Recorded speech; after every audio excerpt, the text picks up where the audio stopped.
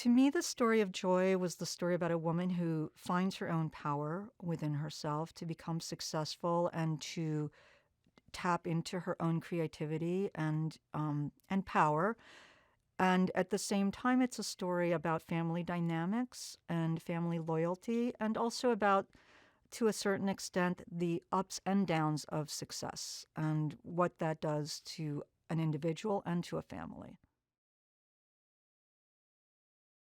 Within this kind of trajectory of Joy's development as a person and finding herself, we tried to reflect that visually in the world that she was in, so that it starts in her childhood and in her young adulthood when we first see her, in a, almost like a it's a very monochromatic look. We used almost no color in the sets, or very bleached out colors, and the you start to get a glitzy kind of color palette through the television, which is the soap opera that's on TV eventually in color. It starts out in black and white.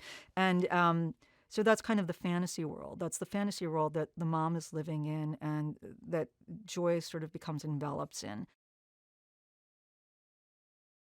We really started with the idea of a timeless feeling to the movie so that it spans 4 decades, 60s through the 90s, even up into the 2000s.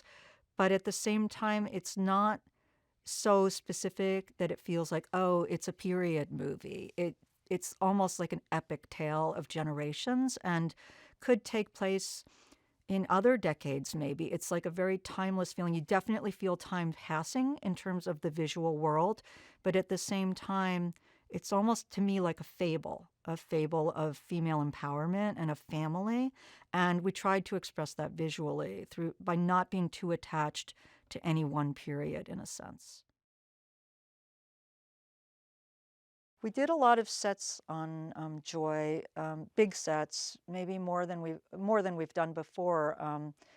We built the soap opera set, which was a very big, elaborate build. You don't see all of it in the movie, but it was a very interesting and fun build. And we built the entire QVC world out of nothing, basically the conference room and the test kitchen and the backstage area and the revolving turntable, and all of that was built.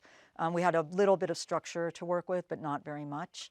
And we also built the basement, which I think looks great. It really matches the practical location, which was the house. And we built some smaller things.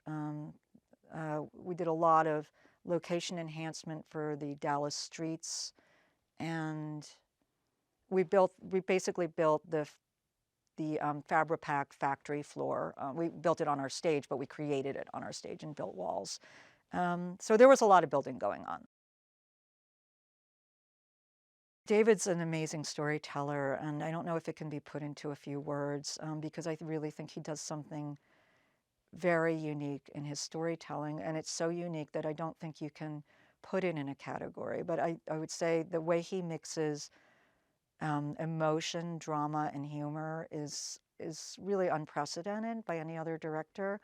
The way he uses cuts and shots and music to enhance the storytelling, and just really, I think the most important thing to me is the way he looks at every single character as a full human being. So everybody has their good sides and their bad sides, as we all do. And I think that David is very realistic about humanity in that sense, and loving people and humanity because of their flaws, because none of us are perfect. So I think that that's one of the really interesting things to me about David's movies. David's a big, big dreamer in the sense that he has a huge imagination and a huge desire to do, to achieve his goals, and really doesn't take no for an answer. He just goes for it. I think that I think Joy in a sense is David, and he really goes for it, and it's uncompromising and it's visionary. So how could one not want to work with someone like that?